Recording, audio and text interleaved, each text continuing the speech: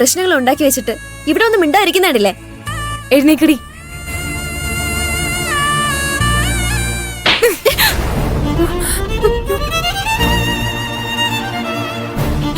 നീ എന്താ ആയിഷ ഈ കാണിക്കുന്നേ? മിണ്ടരുത്.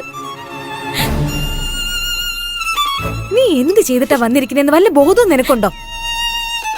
ഇത്രയും പ്രശ്നങ്ങൾ നേരിടുന്ന നിന്റെ ജീവിതം എങ്ങനെ കരക്കടുപ്പിക്കുമെന്ന് ആലോചിച്ച് ഞങ്ങൾ തീ തിന്നോണ്ടിരിക്ക. അപ്പഴാ നീ തന്നെ നിന്റെ ജീവിതം തൊലയ്ക്കുന്നത്. നീ എന്ത് ധൈര്യത്തിലാ പ്രിയന്റെ അമ്മയോട് അവന് വേറെ കല്യാണം ആലോചിക്കാൻ പറഞ്ഞത്? നീ എന്ത് ചെയ്താലും ചോദിക്കാനും പറയാനും ആരുമില്ലെന്നുള്ള ധൈര്യം വന്നോ? നീ ഇങ്ങനെ മിണ്ടാതെ നിൽക്കാതെ അവള് ചോദിച്ചതിന് മറുപടി പറ. പ്രിയൻചേട്ടന് നല്ലതിനു വേണ്ടി ഞാനിതെല്ലാം ചെയ്തു.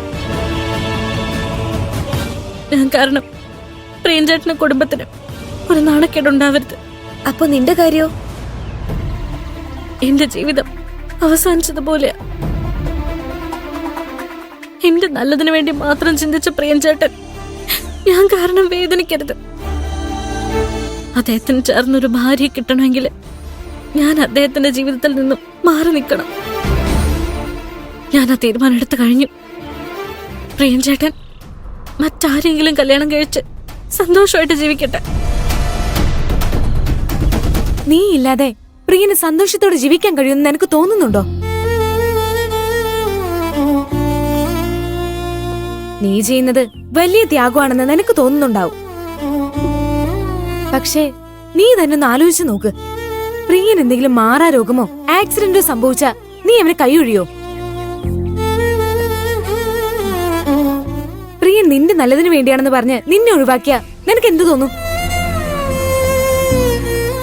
അങ്ങനെ പ്രിയൻ നിന്നെ ഒഴിവാക്കാൻ ശ്രമിച്ച നീ വിട്ടുകൊടുക്കോ? ഇല്ലല്ലോ. എന്ത് പ്രശ്നം ഉണ്ടെങ്കിലും കൂടെ നിന്നോണ്ട് അവന് ധൈര്യം കൊടുക്കാനല്ലേ നീ ശ്രമിക്കൂ.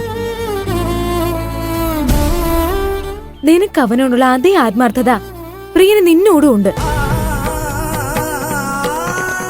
നീ എത്രയൊക്കെ അവരെ വേദനിപ്പിക്കാൻ ശ്രമിച്ചാലും പ്രിയൻ നിന്നെ മറന്ന് മറ്റൊരു പെൺകുട്ടിയെ ഭാര്യയാക്കില്ല.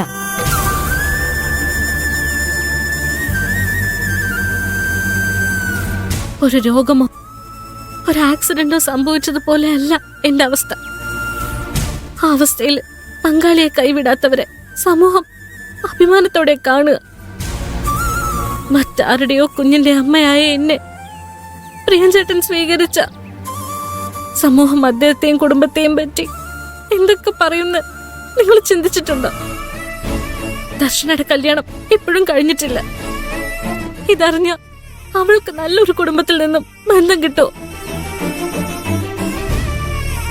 ഇതിനെക്കുറിച്ചൊക്കെ നന്നായിട്ട് ആലോചിച്ചിട്ട് തന്നെയാ ഞാൻ ഈ തീരുമാനത്തിലെത്തിയത്.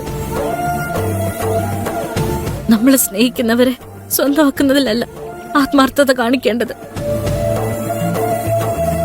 അവരുടെ ജീവിതകാലം മുഴുവൻ സന്തോഷത്തോടെ കഴിയുന്ന ഉറപ്പുവരുത്തുന്നതില്ല. ഇപ്പൊ പ്രിയൻചേട്ടന് എന്നെ മറക്കാൻ കഴിയില്ലായിരിക്കും. പക്ഷെ പ്രിയൻചേട്ടൻ വൈകാതെ എന്നെ വെറുക്കാൻ തുടങ്ങും. ഇല്ലെങ്കിൽ ഞാൻ അങ്ങനെ ഒരു അവസ്ഥയിലേക്ക് കാര്യങ്ങൾ എത്തിക്കും. എന്നെ പ്രിയൻചേട്ടൻ വെറുക്കാൻ തുടങ്ങിയ അദ്ദേഹത്തെ ആത്മാർത്ഥമായിട്ട് സ്നേഹിക്കുന്ന മറ്റൊരു പെൺകുട്ടി അദ്ദേഹത്തിന്റെ ജീവിതത്തിലേക്ക് വരും. അതെങ്ങനെയാ നിനക്ക് ഇത്ര ഉറപ്പിച്ച് പറയാൻ പറ്റുന്നേ? എനിക്ക് ഉറപ്പാണ്. അത്രേ ഉള്ളൂ.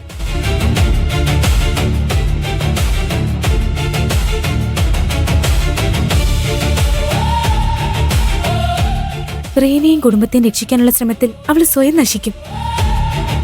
അവൾ എന്തൊക്കെയാണോ ചെയ്തു കൂട്ടാൻ പോകുന്നത്?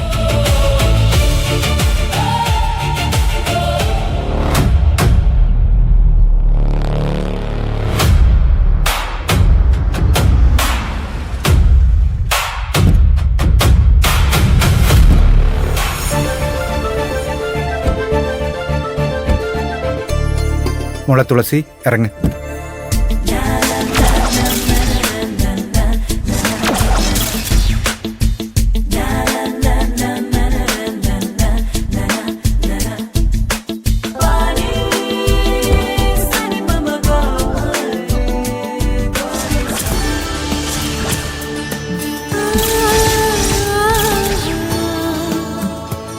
മോൾ അകത്തേക്ക് കയറിക്കോ.